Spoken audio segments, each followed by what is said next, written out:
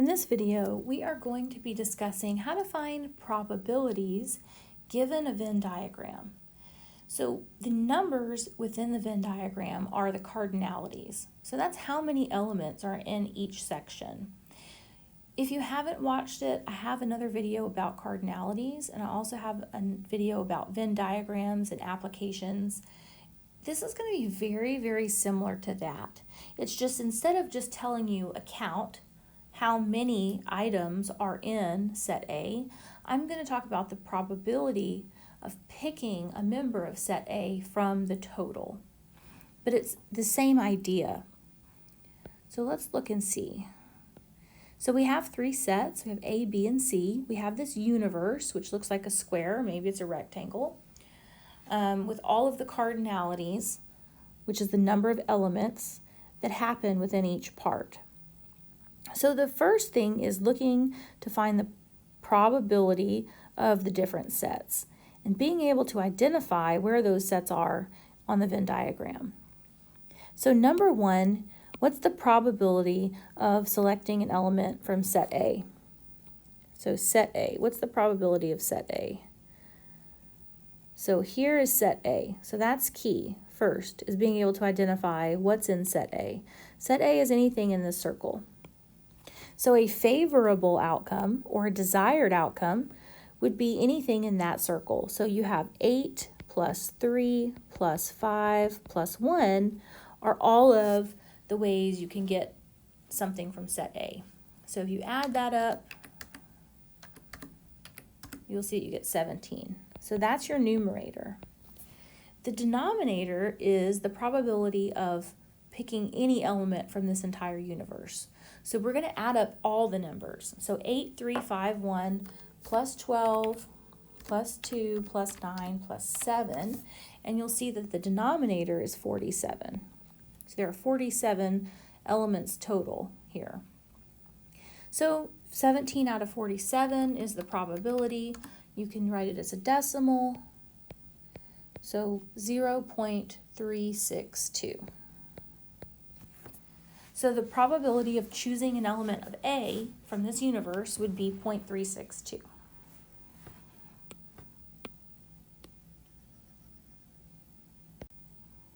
Number two, find the probability of selecting an element from A union B. So let's identify A union B.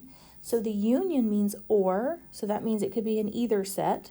So that could be any element from set A, which is all of the elements in this circle, or any elements from set B. So that would be anything from this circle. So we would add up all of the numbers that have been shaded. Those are all the numbers lying within circle A or circle B. So we would have 8 plus 3 plus 5 plus 1 plus 2 plus 12, and we would get 31. So A union B has 31 elements there. So 31 out of the denominator is 47. And we can divide to get the decimal approximation 0.660.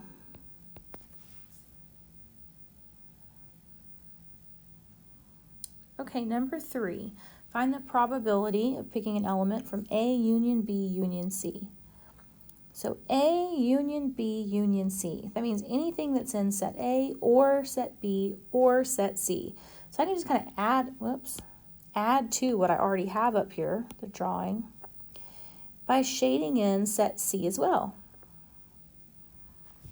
So now anything from any of those circles would be considered a favorable outcome.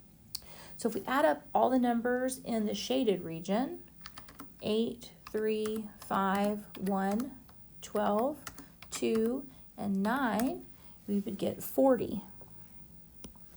So there are 40 favorable outcomes out of 47 possible outcomes. So that would be our fraction. And if we wanted to put it in decimal form, we would see that it's approximately 0.851.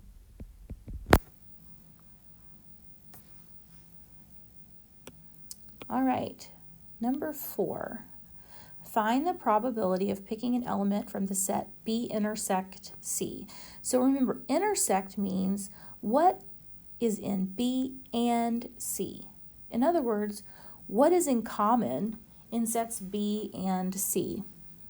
So what's in common between B and C is this shape right here. There are these two sections that are lying within the circle of C and within the circle of B.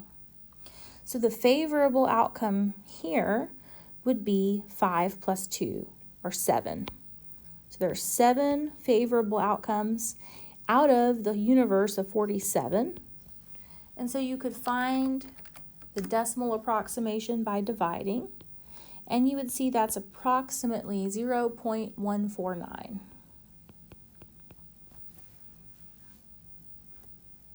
Okay, and then the final example, we want to know what the probability is of picking an element that is in the set A intersect B intersect C.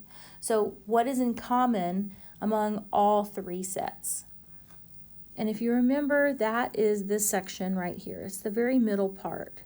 That section lies within all of the circles. So there are 5 favorable outcomes here out of the 47 possibilities. And we could simply divide 5 divided by 47 to get the decimal approximation, which is 0.106.